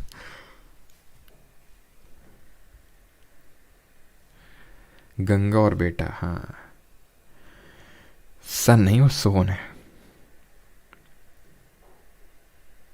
भगवती सूत्र सबका सही है। सर हिंदी के नोट्स अपलोड नहीं हुए हैं? हो गए हैं राजन जी, आप चेक करिए, हो गए हैं हिंदी के नोट्स अपलोड। अविष्टा चक्रवर्ती की भी सही है, रोशन सबचासन राधा जो सबका सही है। ठीक है, तो हिंदी के नोट्स अपलोड हो चुके हैं। मुझे पता थोड़ा सा डिले हो जाता है, बस थोड़ा सा 3-4 दिन का और वेट करिए, टाइम पे आपको मिलने लगेंगे, है ना। बैच एनरोल कूपन कोड क्या है? कोई कूपन कोड नहीं, काफ़ी लोग भेजते रहते हैं कूपन कोड, तो कोई कूपन कोड नहीं है। और संडे को टेस्ट होगा आप लोगों का। ठीक है, संडे को मॉर्निंग में आपका टेस्ट होगा, एंड वैसे कभी भी दे सकते हैं उस टेस्ट को। ठीक है, जो लोग बैच में एनरोल्ड है, और जिन लोगों को बैच में एनरोल करना है मैं बता दूं। ठीक है, तो कुछ लोगों को तो ये लगता है जैसे मल्टीपल लॉगिन अलाउड है बिल्कुल ऐप में, but at the same time आप नहीं देख सकते। जैसे फॉर एग्जांपल अभी मैं आप पे देख रहा हूँ, ठीक है, तो मेरी आईडी का यूज़ करके कोई एट द सेम टाइम नहीं देख सकता है। हाँ, आप कितनी भी डिवाइसेस में लॉगिन कर लो, वो मैंने कर रखा है अपने साइट से, बट वो पॉसिबल ही नहीं है कि आप एट द सेम टाइम देख सको। ठीक है, तो वो थोड़ा सा आपको करना पड़ेगा, मैंने पहले ही बताया था। और SSC GK 2.0 करके बैच है, कोर्सेज सेक्शन में आपको मिल जाएगा। ठीक है, कोर्सेज सेक्शन में। और बाकी जो लोग डाउनलोड करते हैं एप्लीकेशन अच्छा लगता है तो रेटिंग वगैरह भी दे दिया करो थोड़ा। ठीक है, तो वहाँ पे आपको देखने को मिल जाएगा। बाकी टेलीग्राम ग्रुप भी ज्वाइन कर लेना। और सैटरडे को, यानी कल सैटरडे को जो लोग बैच में हैं तो टेलीग्राम पे हम लोग का लाइव होगा। ठीक है, लाइव कल करने वाले हैं। टाइमिंग मैं आपको बता दूंगा, मोस्ट प्रोबेबली रात में होगा, है ना, अराउंड 9 PM के अराउंड। तो कल हम लोग लाइव रखने वाले हैं एक। ठीक है, जहाँ पे आपके जो डाउट्स हैं, जो मुझे जो चीज़ें बतानी है, वो कल डिस्कस करेंगे वहाँ पे, है ना। और कुछ, हाँ, कोई नंबर पूछ रहा था सर, बैच फरवरी तक कितना ख़त्म हो जाएगा क्योंकि SSC GD भी है ना। अच्छा, विकल्प पाल फरवरी तक तो बहुत ज़्यादा तो नहीं हो पाएगा जनरली स्पीकिंग, है ना। कोशिश करूँगा कि मैं इसके बाद पॉलिटी अगर हो सके, क्योंकि SSC GD का एग्ज़ाम है और पॉलिटी एक इंपॉर्टेंट रोल प्ले करता है उसमें, तो नहीं होगा तो मैं पॉलिटी करवा दूँगा, है ना। इस चीज़ को मैं ध्यान में रखूँगा कि जितनी चीज़ें हो पाएँ वो मैं करवाने की कोशिश करूँगा। ठीक है, तो यहाँ पे एक नंबर है 6307286428। मैं फिर से बोल दूँ, ये मेरा नंबर नहीं है। काफ़ी लोग वैसे बोलते हैं सर ये जो आपने चीज़ बताई थी ये वो, तो ऐसे डाउट्स मत भेजा करें क्योंकि वो आंसर नहीं कर पाएंगे। ठीक है, क्योंकि वो ऐसा तो है नहीं, वो GK के टीचर है जिनका ये नंबर है। तो बस वो जो आपकी टेक्निकल जो चीज़ें होती हैं, फिर कुछ आपका डाउट है, वो बताने के लिए नंबर है। ठीक है, ओनली व्हाट्सएप। तो इस चीज़ का ध्यान रखा करिए। मतलब ये हर बार बताया जब भी मैंने नंबर दिया, बट फिर भी सब लोग यही, मतलब सब लोग तो नहीं, काफ़ी लोग ये चीज़ भेजते रहते हैं कि सर ये हमारा डाउट है, ये सारी चीज़ें। तो जो लोग बैच में एनरोल्ड हैं उनके डाउट रेजोल्यूशन का भी कुछ ना कुछ मैं करवाने वाला हूँ, चिंता न करिए। सर हिस्ट्री कितने दिन चलेगा? अब चलने दो यार इसको आराम से थोड़ा सा, है ना। क्योंकि हिस्ट्री में वही है कि सारी चीज़ें लिंक्ड हैं आपस में, है ना। तो अभी एंशियंट हिस्ट्री मुझे लगता है कि ज़्यादा से ज़्यादा 3 लेक्चर और लगेंगे, है ना। मौर्यन अशोका देखेंगे, गुप्तास पे एक लगेगा पूरा, और 1-2 लेक्चर, तो 3 से 4 लेक्चर और लगेंगे एंशियंट हिस्ट्री। देन मेडाइवल में आएंगे, और मॉडर्न में तो एकदम हाईवे के तौर पे खींचेंगे हम लोग। ठीक है, क्योंकि बेटा मोए मत करना अब यहाँ पे, है ना। हाँ सर, इट इज़ धनानंदा और घनानंदा। घना नहीं है भाई, धनानंदा है, धनानंदा। जितना तो मैंने पढ़ा धनानंदा है। ठीक है, व्लादिमीर पिंटू जी, फिजिक्स बाकी मुझे पता है। अब ऐसा लग रहा है फिजिक्स ही पढ़ लेंगे, फिजिक्स पढ़ के अब आइंस्टाइन बन जाएंगे, ऐसा लग रहा है। या फिर कौन सा ऐसा एक पेपर अभी देने जा रहे हो 10-15 दिन बाद जिसमें पूरी फिजिक्स ही पूछी जाएगी? पीछे बड़े फिजिक्स फिजिक्स मतलब इतना सारा सब कुछ पड़ा हुआ है, उससे कोई लेना, फिजिक्स बची हुई है। अरे पता है फिजिक्स बची हुई, फिजिक्स भी होगी, चिंता क्यों कर रहा हो? अच्छा आदित्य नमन जी आप अंगा से हैं, अच्छा। हाँ Travis beat the heat, physics भूल गए, हाँ फिजिक्स भूल गए, और तुम फिजिक्स के पीछे पड़े हुए फिर, है ना, फिजिक्स की पूंछ पकड़े हुए तुम।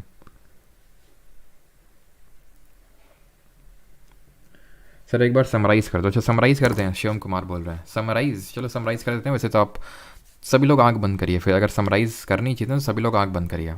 कर ली सभी ने आंख बंद?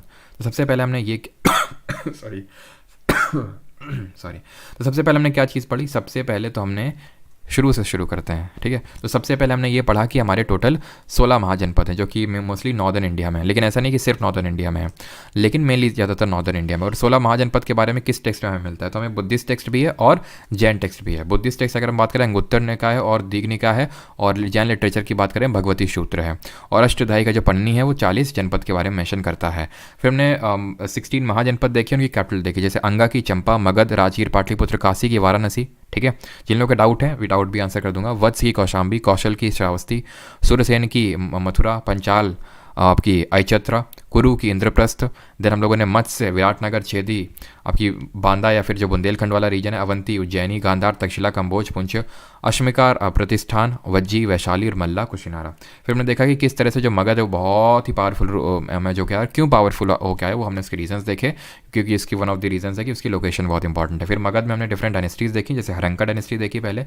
हरंका में कौन कौन आया? बिंबिसार आया, अजातशत्रु आया, और उसके बाद उसका बेटा उडायन आया। तो बिंबिसारा ने क्या किया? बिंबिसारा की 3 वाइफ थी, जीवक को भेजा उज्जैन में, और प्लस इसने क्या किया था, इसने जो अंग को है वो कॉन्कर किया। इसका जो बेटा था अजातशत्रु, उसने अपने फादर को मारा। फिर उसने अपना जो अपनी मतलब मदर का जो उसका घराना था यानी लिच्छवी, उसका वैशाली जो कैपिटल था उसको कॉन्कर किया।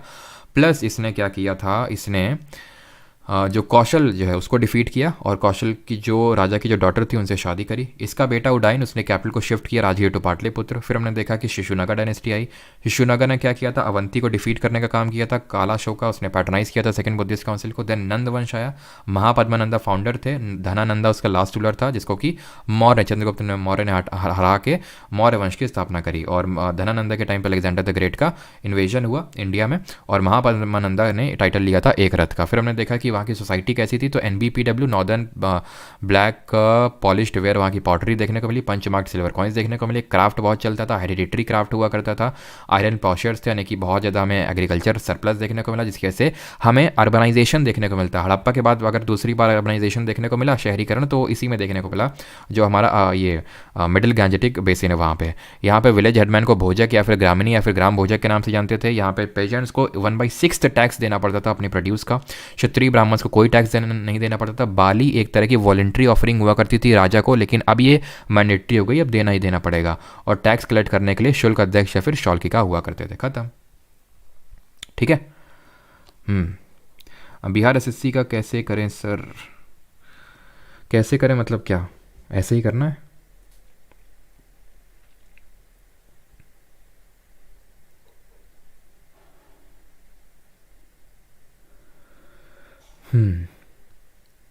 सर जिन्होंने बैच नहीं ले रखा है बुक बता दो, परमार असली वाले। देखो आप अगर परमार असली वाले हो तो फिर नोट्स बनाने हैं आपको इस लेक्चर के, और उनको रिवाइज करना है, ठीक है। आप नोट्स तो बना ही सकते हो ना जल्दी जल्दी, रफ नोट्स बना लो लेक्चर को देखते हुए, और फिर उसको फेयर नोट्स बना लो, उससे रिवाइज करो, तो बुक आपको नहीं लेनी पड़ेगी, ठीक है। बुक अगर आप चीज़ें करेंगे तो उसमें काफ़ी सारी चीज़ें आपको एक्स्ट्रा भी पढ़नी पड़ेंगी जो नीडेड नहीं है। अब के अगर मैं SSC के ट्रेंड की बात करूँ, ठीक है, तो ऑलराइट, मज़ा आ गया। अच्छा मोए मोए हो गया Shantanu Singh. Sir batch share करने वाला कोई नहीं है। अरे ITO चौहान के साथ कौन बैच शेयर करना चाहता है भाई? देख लो, कपलिंग कर लो कोई। परमार सर का रसगुल्ला, सर टाइमिंग चेंज नहीं हो सकता है। अच्छे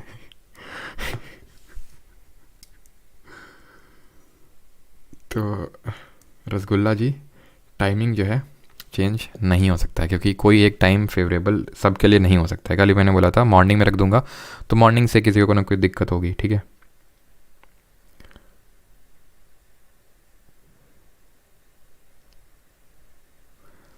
सर घर का एड्रेस बता दो, मैं भी कानपुर से हूँ, मिल जाऊँगा। अच्छा, हमारा परमानेंट एड्रेस एक नहीं है, हम डिफरेंट लोकेशंस पे पाए जाते हैं।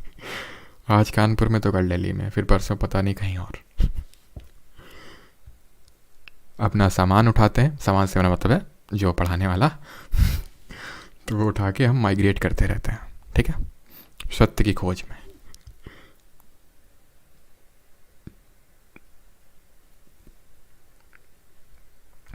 सर यूपीएससी के बैच ना, अच्छा sir UP P C S R O का देखो यार, मैं मतलब ये चीज़ें आपकी बहुत सफिशिएंट रहेंगी। मैं जब एग्ज़ाम होगा, आई थिंक एग्ज़ाम डेट आ चुकी है ना आर ओ की, आई थिंक 11 फरवरी को है, तो उससे पहले मैं आपको एक one shot polity, geography, history इस तरह से मैं करवा दूंगा, ठीक है, मोस्ट प्रोबेबली। तो वो आप कर सकते हैं वहाँ से। बाकी तो ये जो चीज़ें हम कर रहे हैं उसमें भी हेल्पफुल रहेंगी। आप यूपी पीसीएस के पेपर उठा के देख सकते हैं, जो यहाँ पे हम चीज़ें कर रहे हैं वो मोस्टली आपको क्वेश्चन हो जाएंगे। मतलब आप ये समझ लीजिए कि अगर आप कोई यूपी पीसीएस का अलग से कहीं से बैच लेते हैं और उससे जितने आप क्वेश्चन बना पाएंगे, ठीक है, मान लेते हैं 100 क्वेश्चन में से आप, जो मैं आपको यहाँ पे पढ़ा रहा हूँ उससे पढ़ के आप 80 क्वेश्चन बना पाते हैं, तो वो जो अगर आप जो सिर्फ यूपी पीसीएस के लिए पढ़ेंगे और एकदम उतनी शिद्दत के साथ पढ़ेंगे, ज़्यादा से ज़्यादा आप, मैं बोल रहा हूँ आप 82, मतलब 1-2 क्वेश्चन के, 2-3 क्वेश्चन का डिफरेंस आ सकता है बस। क्योंकि यूपी स्पेसिफिक जीके तो यूपी पीसीएस ने ऑलमोस्ट हटा ही दी है, ख़त्म ही कर दी है, ठीक है, तो उतना ज़्यादा डिफरेंस आएगा नहीं, ठीक है। तो आप एकदम शिद्दत के साथ इसको करिए, फिर हर एग्ज़ाम में बैठिए आराम से।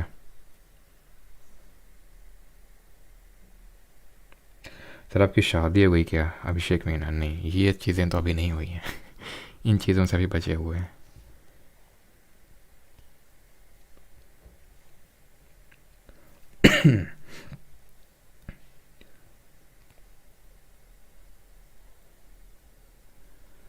चलिए भाई, थैंक यू सभी को। बाकी मिलते हैं मंडे को, है ना, और संडे को मिलते हैं। संडे को 7 PM पे सभी लोग आ जाएंगे, बिकॉज हम लोग करंट अफेयर्स करेंगे नवंबर मंथ के। Thank you. सीजीएल 2024 तक कंप्लीट हो जाएगा। अरे यार 2024 कब है वो? हैं वो अक्टूबर में जाके है। ये जो बैच है वो ऑलमोस्ट अप्रैल तक आपका ख़त्म ही हो जाएगा वो, ठीक है। चलिए, थैंक यू।